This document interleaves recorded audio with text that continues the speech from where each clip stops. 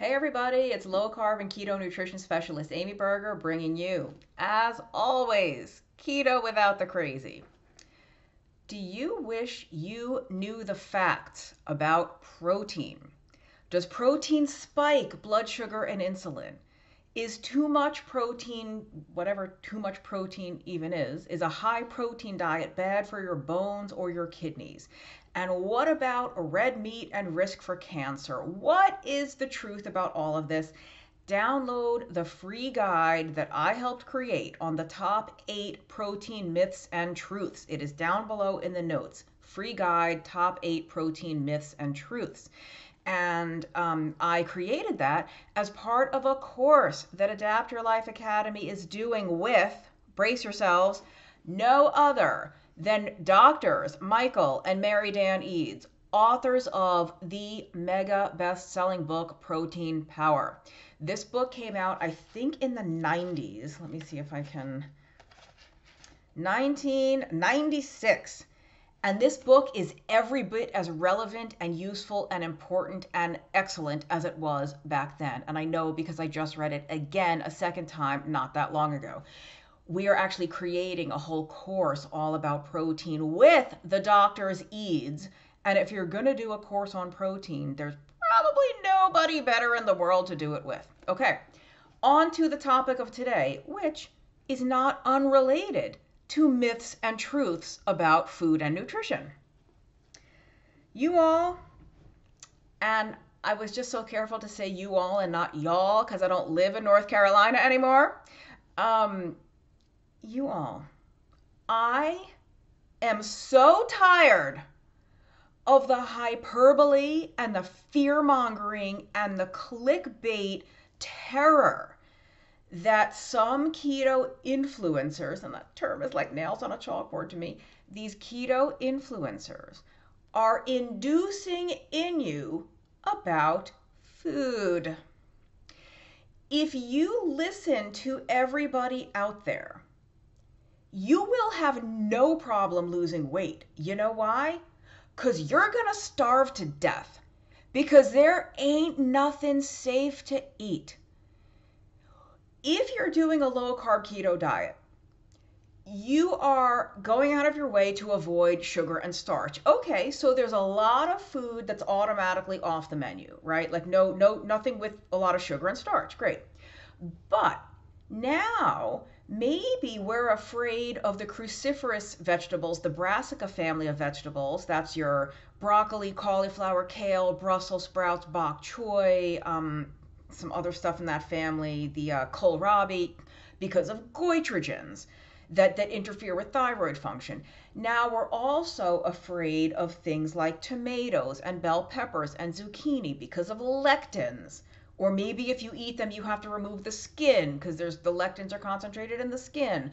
Or we can't eat supermarket chicken or pork because they're so high in omega-6, you might as well just chug a gallon of corn oil for all the friggin' omega-6, seed oil you're getting. So if the more people you listen to and the more hyperbole you buy into, you are going to reach a point where there really is nothing that you can eat. And it just kind of, I'm torn between saying it breaks my heart and it saddens me versus it makes me furious when I get a client who comes to me and, when I have a consultation with someone, and yes, I do one-on-one consultations. There's a link in the notes if you're interested. You can book my time one-on-one. When I get a client, they fill out some paperwork ahead of time and they send it to me so I can review it and be prepared for our call. And in some cases, from the paperwork alone, or sometimes from their initial email when they contact me, hey, Amy, I'm interested in an appointment, blah, blah, blah. I can feel the anxiety radiating out of the email at me or radiating off of their paperwork, right? I say like off the paperwork because I'm old school. I print it out. I like to look at it. I like to write notes on it. So it's like radiating off the paper at me. And then we have our call, we have our consultation, and it's palpable again there. I can feel their fear. I can feel the terror coming at they I mean they are paralyzed as to what to eat because everything is toxic, everything is poisonous, everything has a compound that's going to kill you. Well, what's left to do? And fortunately, I would say more often than not, as we work through the conversation, it's not actually as bad as I thought it was going to be based on their paperwork and their email and based on their communication prior to the actual conversation. Like they seem a lot more calm and level headed about it when we talk, but sometimes not. Now, by the time the conversation's over, they tend to feel a little bit more calm because of how we work through these issues. But I am just beyond tired of the freaking hyperbole. Now, I will never say that any of these compounds like lectins, goitrogens, phytic acid, omega-6, what have artificial sweeteners, right? You can't have artificial sweetener because oh, your gut biome, like everything's gonna freaking kill you, okay? So now I lost my whole train of thought because I was getting worked up. Right. I'm never going to say that none of these things is ever a problem for anyone ever, because they are. If you know for certain that you have a problem with X, with oxalates, with goitrogens, with lectins, then you maybe need to avoid or restrict your intake of foods high in those molecules or compounds. But that doesn't mean that everyone else on the planet does too. And it's pretty easy to debunk this by just taking a look around the planet Earth. There's a few billion people who are lean and healthy and robust and who age gracefully with all their cognitive faculties intact, who eat all of these foods, who eat the brassica cruciferous vegetables, who eat chicken and pork from the regular supermarket, who eat grains even, who eat bread, who eat pasta, who eat rice, who eat corn. They eat just all the host of fruits and vegetables. Does that mean that all of us can eat all of that all the time? No. But to make these hyperbolic claims that these things are like poisonous or toxic on their face is not serving anybody. It is not, I don't know how these people sleep at night. How do you get on YouTube? How do you get on a public platform trying to help and trying to educate and disseminate stuff like that you know is freaking terrifying people out of their skin and sleep at night and have a clear conscience? One of my favorite quotes is the best sleep aid is a clear conscience. And I don't know how these people have a clear conscience with what they do. What the freak are you supposed to eat when they make you terrified literally of everything? Then the only thing left to eat is grass-fed beef, which is perfectly fine. Don't get me wrong. I love a good grass-fed steak. But then you can't do that because the carnivore diet is, your gut microbiome, you need fiber, So even the one thing that they might be able to agree is safe is not safe.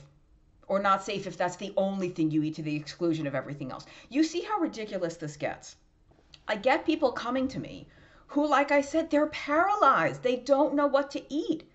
They are terrified of food, and I'm tired of it. I'm not tired of helping people reset their mind about this. I love doing that. I enjoy helping people feel a little bit more calm about their food and releasing some of this anxiety and fear. What I'm tired of is these other influence peddlers out there going off the deep end. And I wonder if it's, there are a lot of people trying to make a living off of keto influence when it maybe should have been a hobby. It should have just been something they dabbled in for their own pleasure, their own enjoyment, their own, curiosity. Let me try this keto thing. Let me try carnivore. Let me try vegan. Let me just experiment. They turned what should have been a personal hobby and a personal passion pursuit into an income generating endeavor.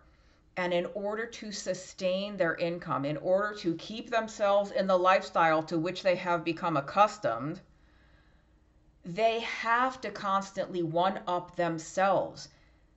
They have to become more and more and more extreme because the level of extremity they were at 2 years ago no longer sells. Nobody clicks on that because it's not extreme enough. They're not terrifying you enough. They have to take it up 8 notches this year and 12 notches next year. So I just want to remind you to be careful who you listen to. Be careful what you listen to. And does it pass the sniff test? Do you know some people that eat foods high in oxalates and they're perfectly healthy? Physically, mentally, they look good, everything seems great. And again, I'm not suggesting that nobody ever has a problem with high oxalate foods. But whether it's the oxalates or the goitrogens or the lectins or what have you, there's that saying, the dose is the poison, or the poison is in the dose. Having a little bit of spinach once in a while is not going to give anyone kidney stones or oxalate toxicity. It's when very often in the vegetarian or vegan world, people that were like eating mass quantities of this stuff on a daily basis, maybe having a giant raw spinach smoothie with their quart of almond milk blended up every morning. Well, you had an oxalate problem. I'm so surprised. Those of you who have been with my channel for a while, you know I'm about to say, this is my surprised face. I could barely keep that one straight without laughing.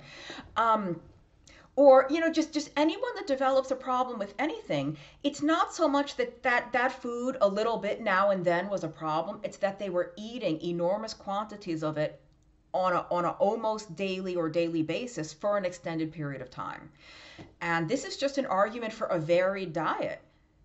Eat with the seasons if you believe in that. Like there was a time until, it was only recently that modern shipping technology and refrigeration technology gave us the ability to eat certain foods year round. Foods that we otherwise, they would have only been available for a short time, or only available in certain regions of the world, like other places of the world you couldn't get them at all.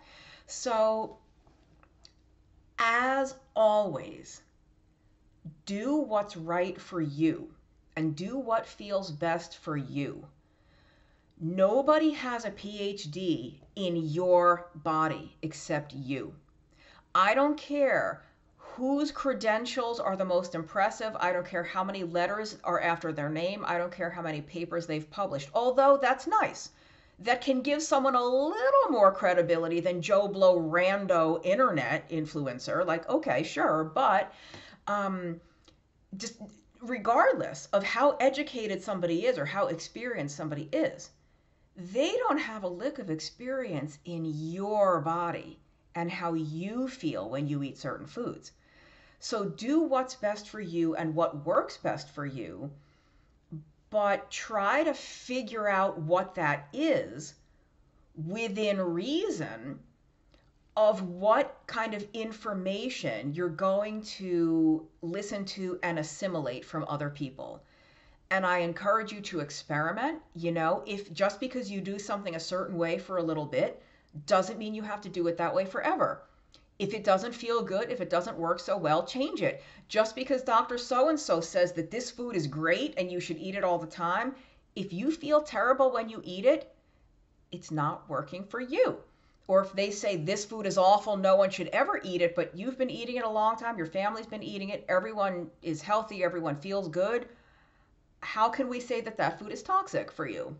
So I hope that makes sense. I'm so tired of seeing this stuff because it's so hard to debunk. There's a quote, and I'm going to butcher it because I don't remember the exact saying, but many of you have probably heard it. It's something to the effect of, the effort required to debunk nonsense is orders of magnitude greater than that required to create it. In other words, when somebody puts out a video and says XYZ thing in your food is killing you, ABC is toxic. Never ever touch this with a 10-foot pole. You never want this going down your mouth. It takes so much more effort to prove why they're wrong or to show you why they're wrong than it did for them to just word vomit that out onto their YouTube channel or Instagram account or whatever they have. So it's tough to debunk this stuff. It just takes a lot more time and effort and sort of like emotional energy than it did for the person who put it out there in the first place. And I had one more thing in mind that I was going to say before I close out. I don't remember what. So in the meantime, let me remind you again to download the free guide on the protein. And